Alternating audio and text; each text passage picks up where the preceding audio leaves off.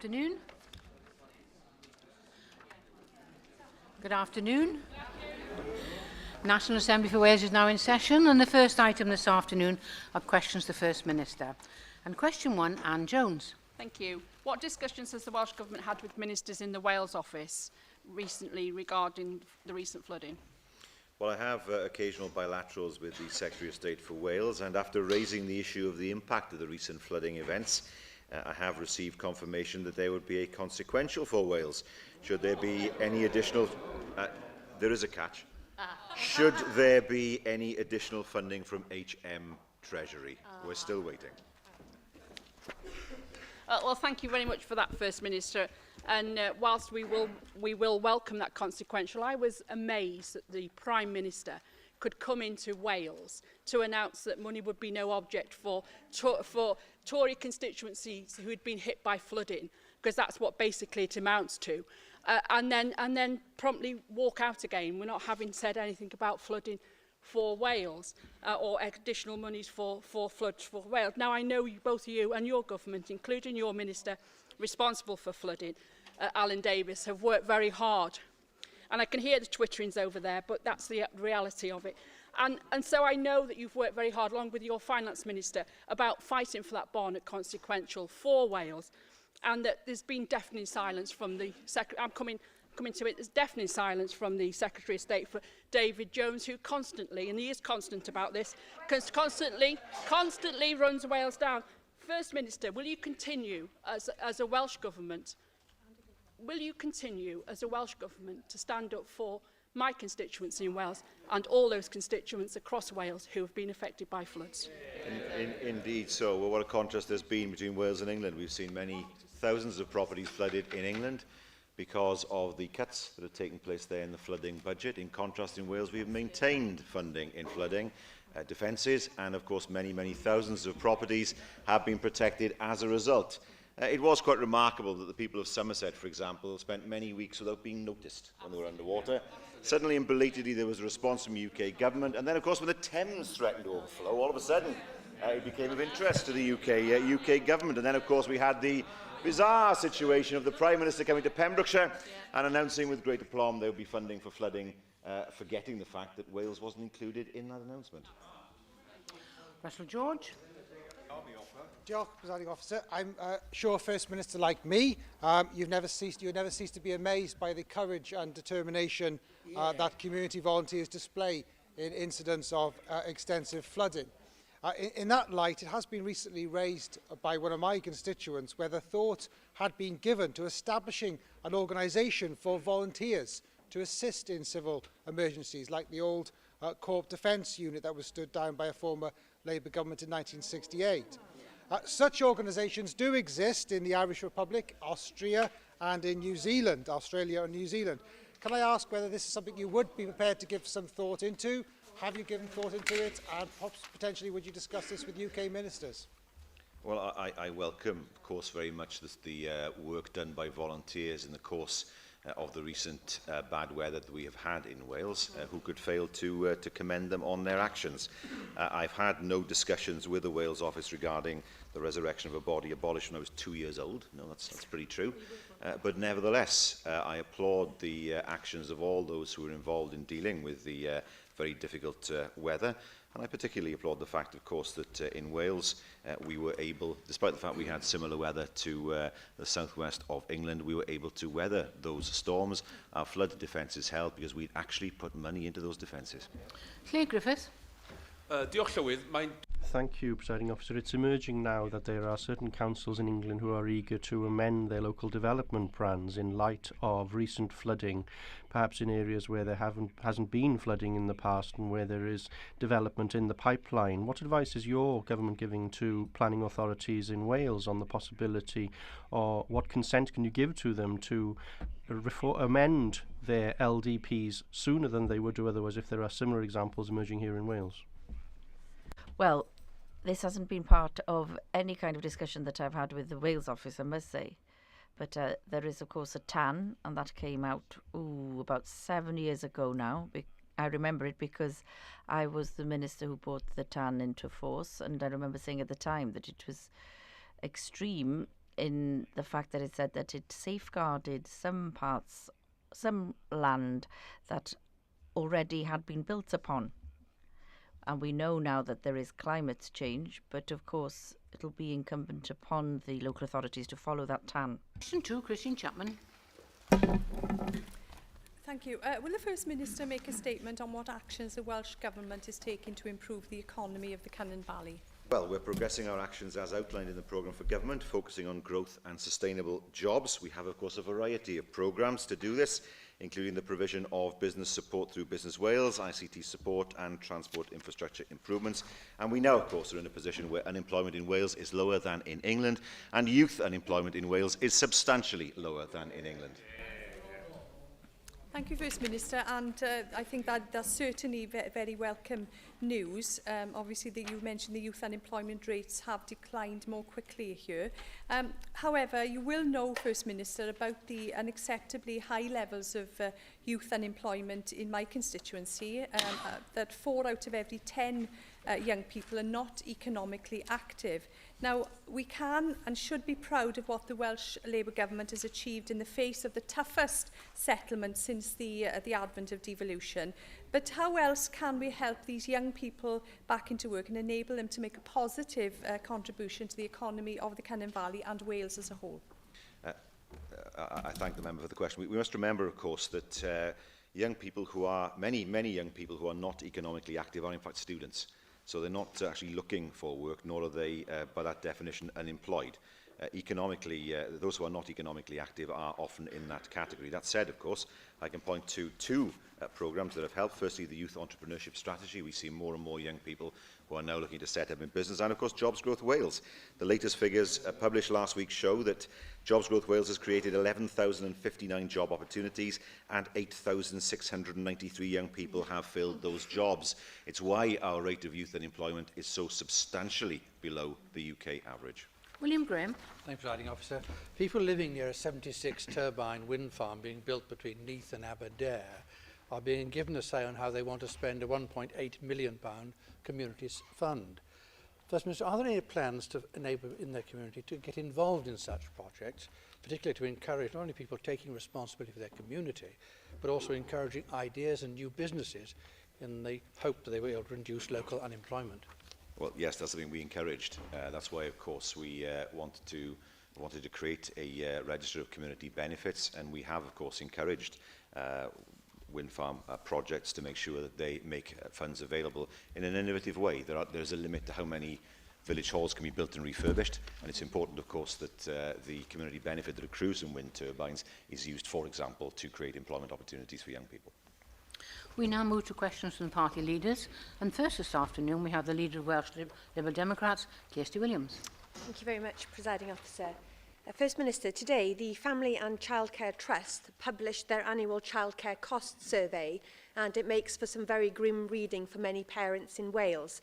First Minister, could you account for why, under a Welsh Labour government, the number of local authorities reporting adequate childcare provision for under-2s has gone down, with just 1 in 5 Welsh councils saying they have sufficient places? Well, these are a matter, of course, for local authorities. We encourage local authorities to make sure that they have sufficient places available, but it is a matter for them to ensure that they are.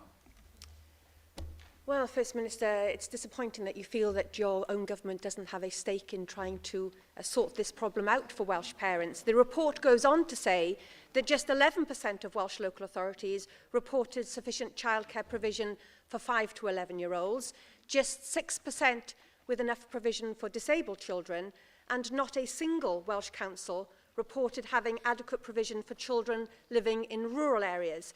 First Minister, are you sure your Welsh Government does not have a role to play in making sure that there are affordable childcare places for parents across Wales, across the age ranges?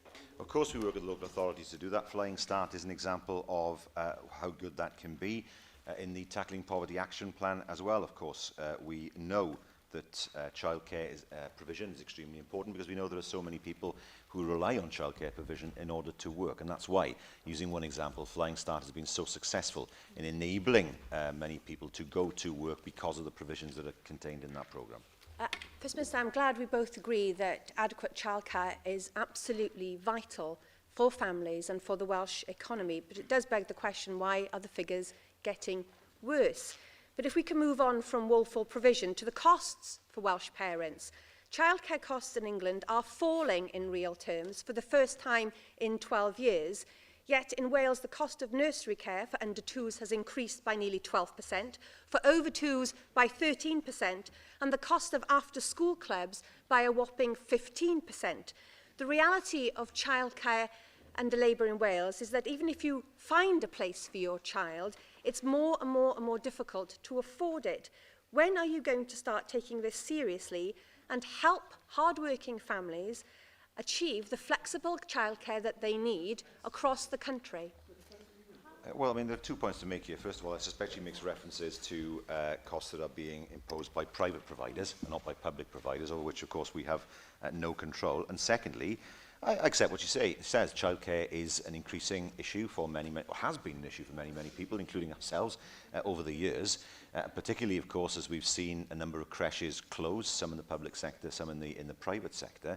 But of course, it is exceptionally difficult to achieve the level of childcare we would want given the financial circumstances we find ourselves in. The reality is the cuts that we've received over the past over 3 years do not allow us to have the sort of childcare provision that I'm sure many members in this chamber would want. We now move to the Leader of the Opposition, Andrew Archie-Davies. Thank you, Presiding Officer. First Minister, could you explain today why some cardiac patients have been referred over the bridge to Bristol to have their treatment for cardiac problems sorted out there because, regrettably, the waiting lists are so great here in Wales? To get treatment sooner. Well, that is a very flippant answer, to be honest with you, because I do take the point that obviously they would have to be having their treatment as quickly as possible, and by commissioning that treatment in independent hospitals on the other side of Offa's Dyke will allow that to happen. But if you look at what the Royal College of Surgeons have said, 152 patients have died in the last 5 years while waiting for cardiac surgery. In December 2013, 183 patients had been waiting over 36 weeks for such surgery. And this is the highest number since October 2009. Now, the Royal College of Surgeons identified these problems over 6 months ago, and they are still waiting for substantive answers from the Health Inspectorate Wales. Do you not think that there's an apology owed on behalf of your government for the patients who have been kept waiting on these waiting lists, and in particular, the premature deaths that have been identified by the Royal College of Surgeons because of these waiting times? Well, I mean, I thought the answer was very clear that I gave to the Leader of the Opposition, but certainly I'll give him a fuller answer. Yes, 80 patients will go to England for treatment this month, and surgery will be undertaken at weekends here in Wales. In the long term, of course, we have a 2-year plan to put in place cardiac surgery in Wales on a sustainable footing. But in the meantime, I do not see how he can criticise us for looking for other options in order to deliver a service for the people who need that service. Otherwise, he will be condemning us for not using facilities outside Wales and making people wait longer. The reality is that now more people will wait a shorter period of time in order to get their treatment. The criticism that I was making of you, First Minister, is that the ideology prevented this type of treatment being made available to patients far sooner, and the premature deaths that have been identified could, in certain instances, have been prevented. But the concern that I have is that you point to a medium to long-term plan that has been put in place by the Commissioning Board, Cymraeg Health Board, to develop cardiac services here in Wales. And I accept that plan. But when you hear Anne Clwyd, who was the Labour member for Cynon Valley, saying last week, there are hospitals in Wales that should be put in special measures. Some people are being forced to go into the private sector as they can't afford to wait. That is a state of affairs that I am not prepared to put up with. That's Anne Clwyd, the Labour member for Cynon Valley. So what confidence can you give us today that the measures identified by Cymraeg Health Board, who are the commissioners of cardiac services, will actually address the long-term waits and, in particular, the inability for patients to get their treatment sorted here in Wales? Can you give a commitment that those improvements will be made in the next 12 to 18 months? Yes, that's why we have a plan for the next 2 years. In the meantime, and I don't accept what Anne Clwyd says, incidentally. In the meantime, that's why it's important to identify short-term ways of making people, ensure people get the treatment that they need. That is what we stand for as a party, making sure that people can access treatment. And if it means, in the meantime, accessing treatments by non-conventional routes, then so be it. I'd rather people get that treatment than not. But I mean, you know, his party play fast and loose with figures. Only last week, Darren Miller, his health spokesperson, was claiming that the number of beds had dropped by nearly 20% in Wales. Now, there are 2 points to make about that. Firstly, of course, the number of beds have dropped because more people are treated at home than they were. But forgot to mention that in England, the figure is 25%. A 25% drop in the number of beds in England. So, in fact, we have actually protected beds far better than his government has in England. Now, you can see the figures if he wants. They're here. You know, I'll read them out if he wants to. I mean, he can shout as much as he wants to. In 2002 to 3. Order. Gracious me. First Minister, you're going to read In some 2002 to 3, 183,000 beds in England. Now, 136,000 beds in England. It isn't all about beds. It isn't all about beds. That much is true. But by his own definition, he has condemned his own party's stewardship of the NHS in England, except he didn't do enough work or research to actually find out that fact. We now move to the leader of Plaid Cymru, Leanne Wood. Diolch Llywydd. I'd like to return to the Family and Childcare Trust annual report that was published today, which showed the cost of nursery provision for under 2-year-olds has increased to 11.7% as compared to 3.3% of the UK average. First Minister, can you tell us why you think costs have increased so much in Wales as compared to other parts of the UK? I have to say, I haven't seen the report, so I can't comment too much on its detail. But secondly, I think the suspicion must be, of course, that there isn't enough provision, particularly in the private sector, and costs have risen as a result. That would seem to me to be the case.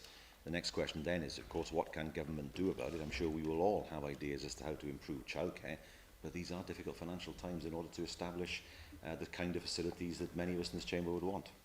They are difficult financial times, First Minister, and pressures upon local council budgets are resulting in further cutbacks to childcare provision. In my own local authority in Rhondda and Taf, the council are removing full-time provision for under 4-year-olds, and those cuts haven't yet even been implemented, so they're not impacting yet. Do you accept that the cuts to local council budgets for childcare will further hinder parents who need affordable childcare places so they can get back into the workplace? And do you also accept that it will further exacerbate our economic problems if people are unable to access affordable childcare in order to work? Well, of course, that's where Flying Start comes in, to make sure that there is access to childcare that otherwise wouldn't be there. Local authorities, of course, must make their own decisions according to their budgets and provide the services they think are affordable to their local populations. It's true to say, of course, that local government budgets are squeezed, but we cannot give them money that we don't have. It sounds, First Minister, as though you're saying that nothing can be done by government about this problem. Your party has already announced intentions for 25 hours a week free childcare for 3-year-olds in England. You've also committed yourselves to providing wraparound childcare for school children. Now, your party leader has outlined his vision for a so-called One Nation Labour Party, where there is meant to be a level playing field. When then, therefore, will you be matching the promises made for childcare in England here in Wales? Well, I don't remember saying that this is part of the One Nation Labour Party as the leader of Welsh Labour. Can I just make that point? Secondly, yes, that is true, that is part of the policy that's been outlined in England. We would then, of course, get a consequential if that policy were to be implemented following, as many of us in this chamber would want to see, the election of a Labour government next year in Westminster. Then, of course, knowing that that money is coming, we will then be able to take a decision as to how to best use that money in order to provide childcare in Wales. But unfortunately, we don't yet have a Labour government at Westminster. We now move back to questions on the paper, and question 3 is Julie Morgan. Thank you, Presiding Officer. Will the First Minister make a statement on Welsh unemployment levels? Yes, as I said earlier on, our rate of unemployment is lower than England, and youth unemployment is falling faster in Wales, and is also, of course, lower than England. I thank the First Minister for that response. Would the First Minister confirm that while public sector jobs have been lost since 2000, private sector employment growth has been far higher in Wales than in the UK as a whole? Yes, it is, and that's a tribute, of course, to all the work that's been done by the Minister and her department. The fact, of course, we have seen foreign direct investment increase by 191% in 1 year. There will be export figures published, I think, this week or next. We expect to see those export figures showing good news for Wales. The fact that our unemployment levels are so much lower, the fact that employment is up, the fact that economic inactivity is down, the fact, of course, that young people see the benefit of Jobs Growth Wales, and the fact, of course, we've attracted probably the biggest investment into Wales for many, many decades through Pinewood Studios. Nearly 2,000 jobs, and that shows, of course, the confidence that the business community has in this Welsh Government and its ability to deliver. William Graham.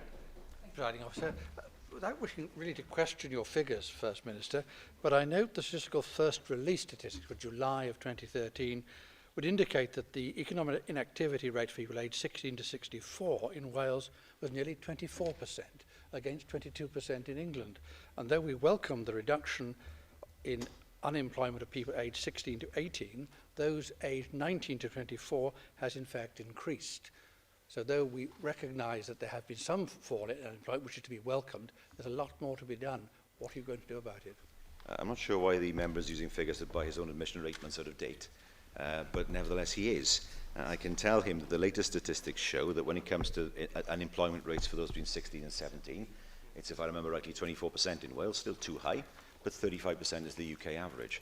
When we look at 18 to 24-year-olds, the rate is something like 19% of the UK average, 16.8% in Wales.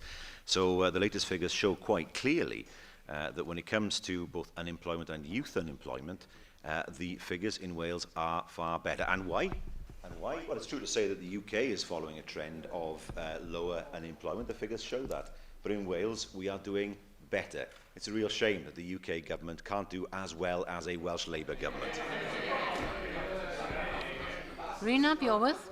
Diolch Llywydd. I've been scratching my head in recent weeks hearing your claims that youth unemployment in Wales is lower than in other parts of the UK when established figures suggest that they are in fact worse. Now, will you admit that the new figures that you have been using to quote the Office for National Statistics, due to their relatively small sample size and variability, should be treated with caution and are designated as experimental statistics? Now, there's discrepancy at best.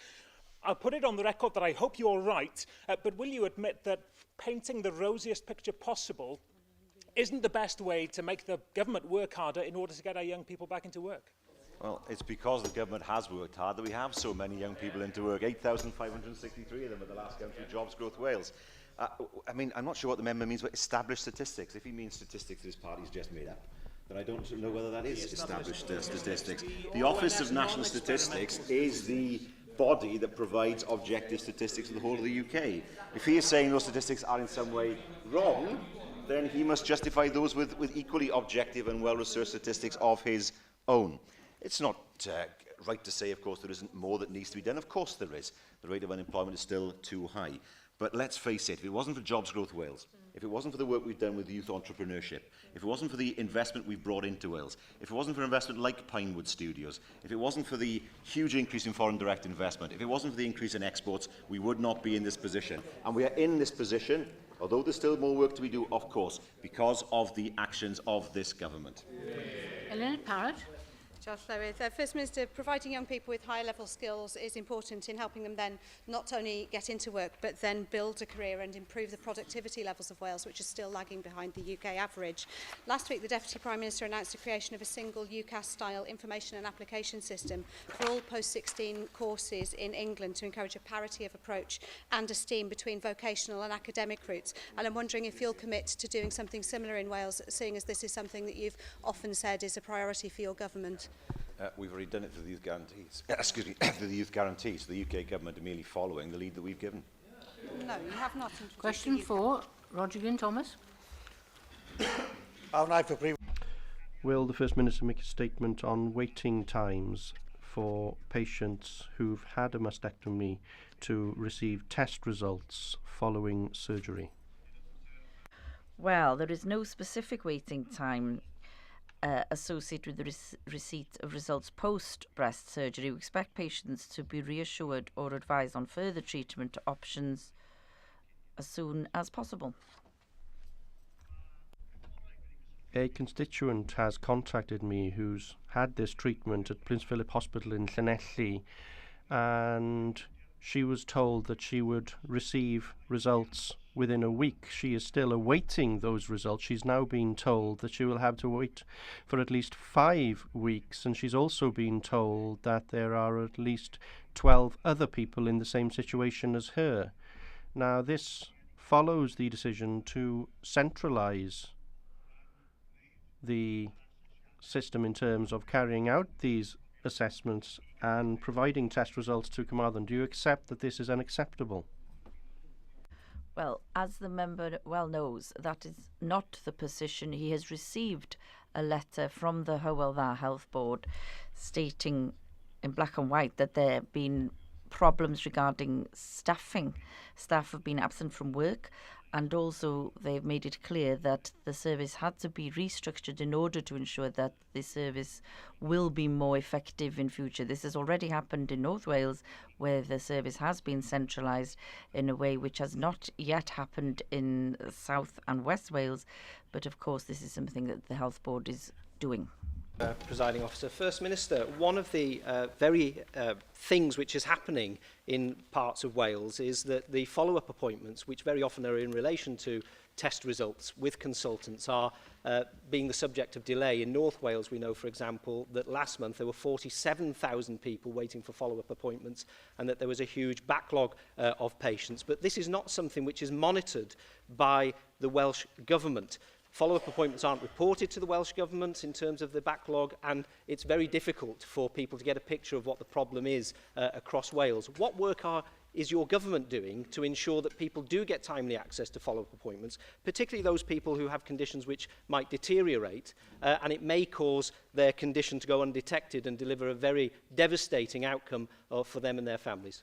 Well, I expect, of course, for clinicians to prioritise the people they need to see very quickly. It is very much in their hands. I mean, that can't be done, of course, before they see a patient. But once a patient has been seen or a patient has had treatment, I would then expect, of course, the clinician to ensure that that patient is seen as quickly as is appropriate for them.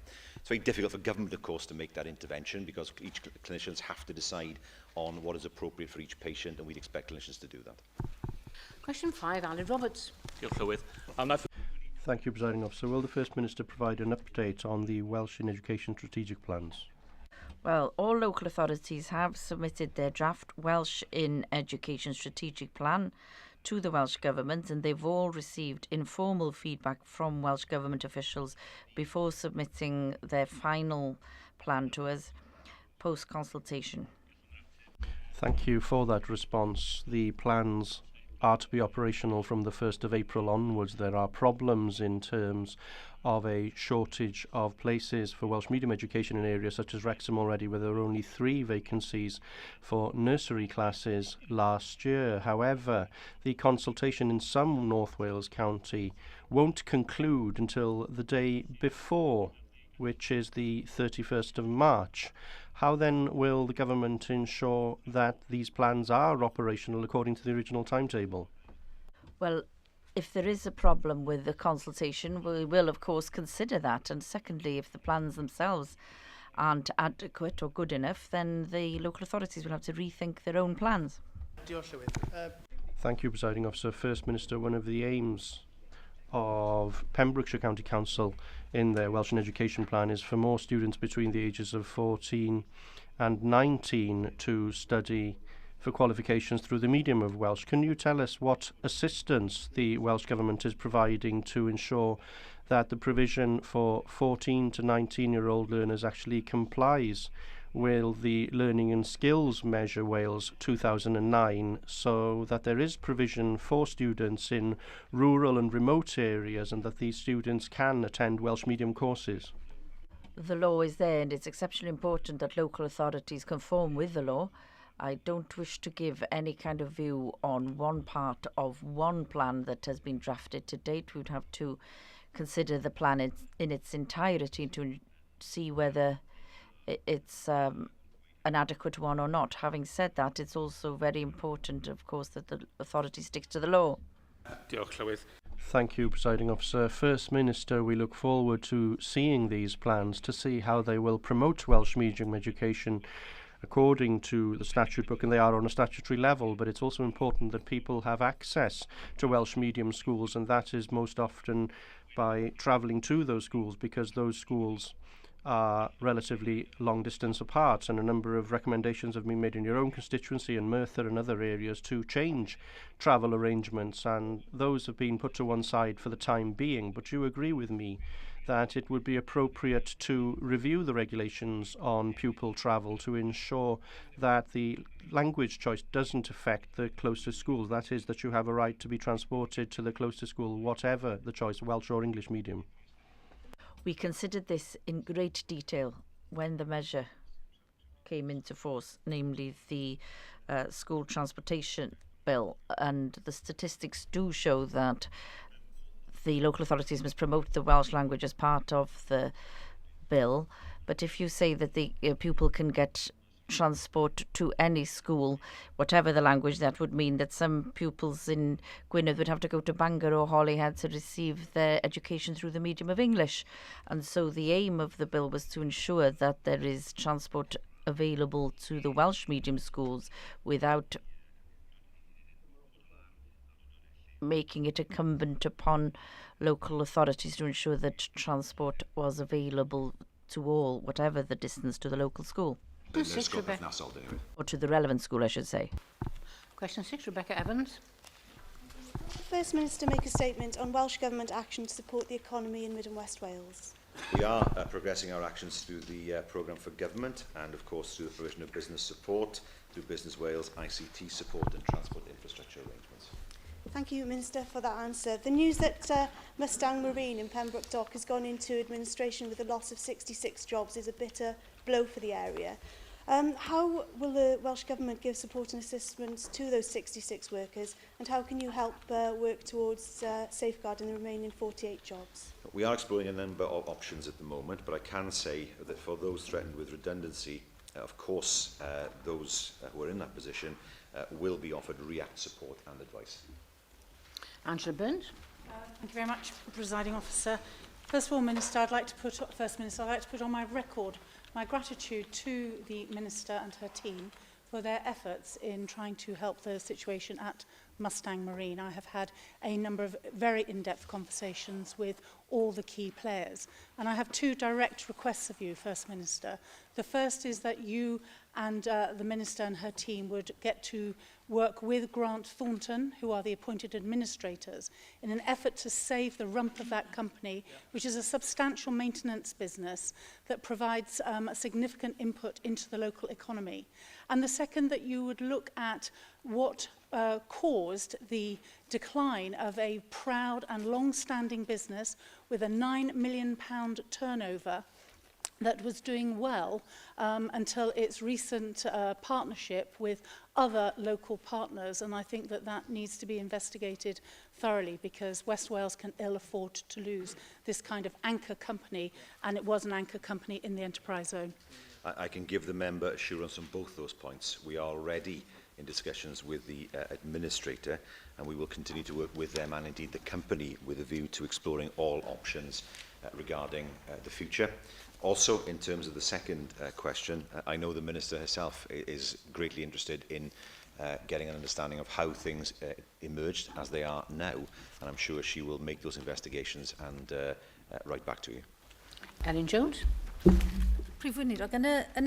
First Minister, in the south, the concept of city regions is being promoted by your government to promote the economy on a regional level, but there is no similar initiative along the western coast where the link between economic success and the future of the Welsh language is so important. Can I ask you, therefore, what plans you have to coordinate economic policy in a strategic regional manner across the West Wales coastline to promote the economy in that area and to secure the future of the Welsh language? Well, of course, we do have some zones at present, such as the one in the Tavy Valley. And also, of course, we continue to consider whether there is a debate for having some kind of city region around the Aberystwyth Carmarthen and other cities such as Bangor. Kirsty Williams. First Minister, tourism is vital to the success of the economy in Mid Wales and in particular my constituency, Brecon and Radnorshire. Government changes to support for tourism via the regional tourism partnerships is causing some concern in Mid Wales that the efforts that have gone on in the past may be diluted or be taken away from. Could you outline what steps your government is taking to ensure that the tourism industry of Mid and West Wales is supported appropriately? Oh, well, I can say very clearly that we understand that tourism is exceptionally important to all of Wales, and particularly, of course, to parts of Wales such as the Mid and West. Any new structure would be designed to enhance the promotion of tourism in those parts of Wales, and we'll continue to promote all parts of Wales, including the Mid and West, both within the UK and abroad. Question 7, William Powell. Energy sector in Wales in 2014-15.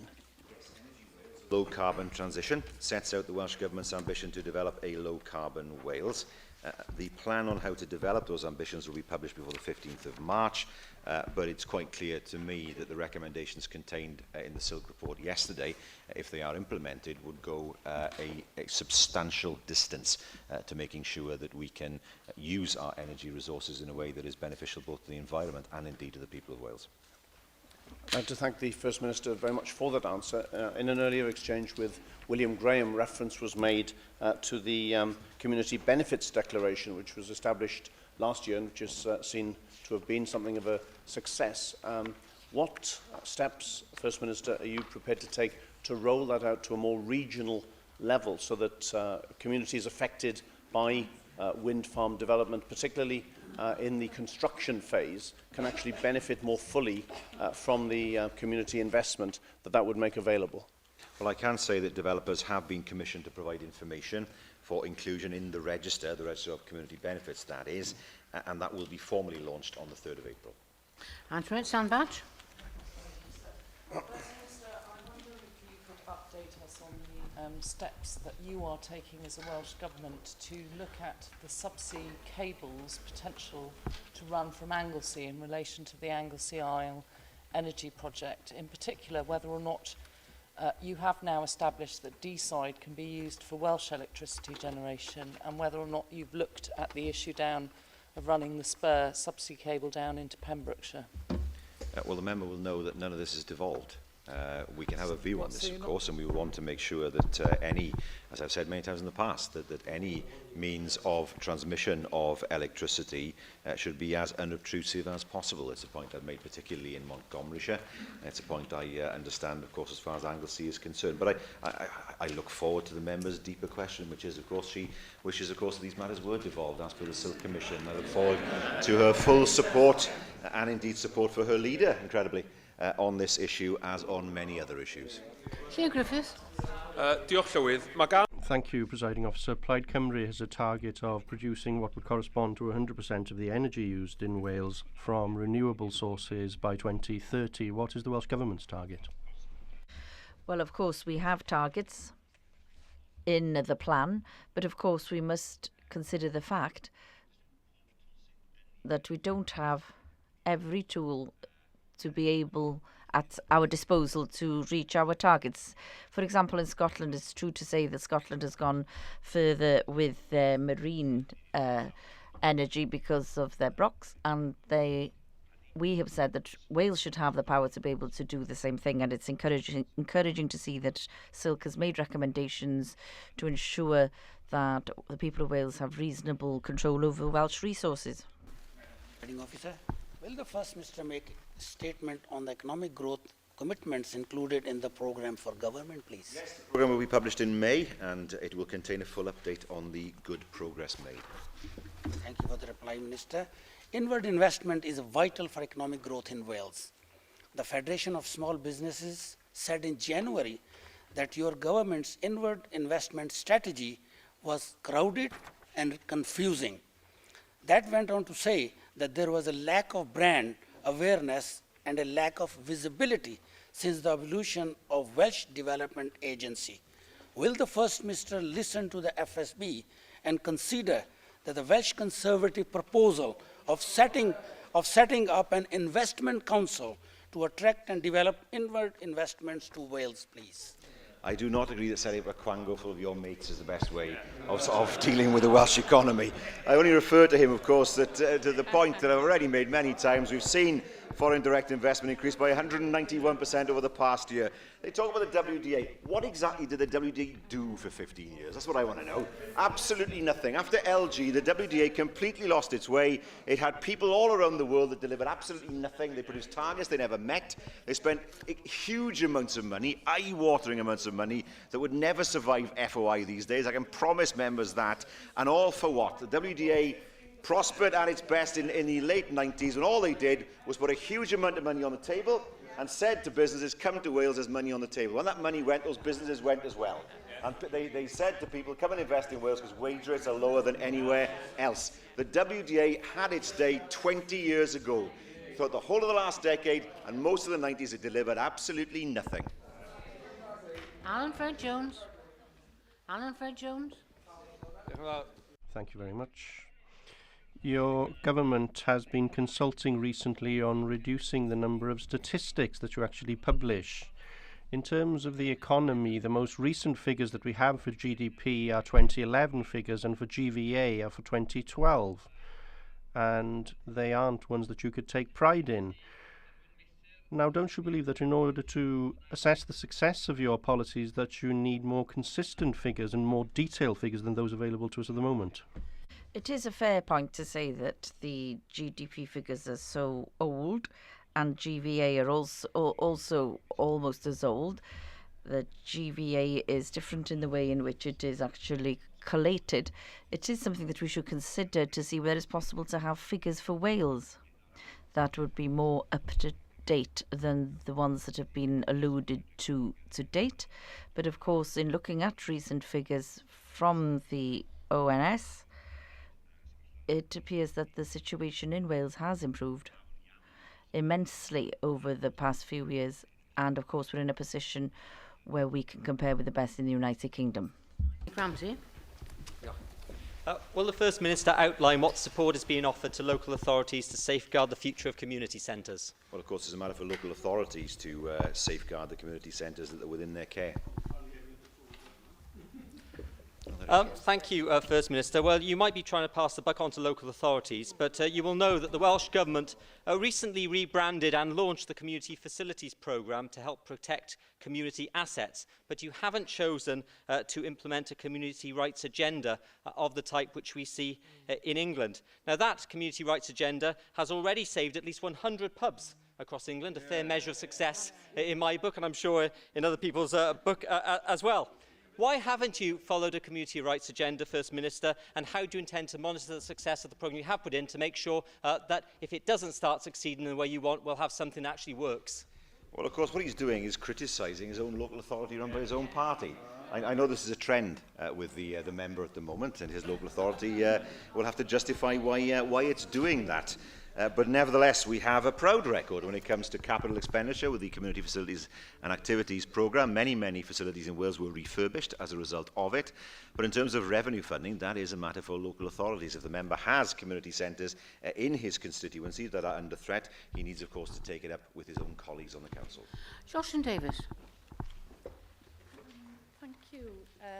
How many community centres, Minister, do you think are likely to close, and what will your government do to ensure that the most vulnerable do not suffer by further isolation due to the austerity measures?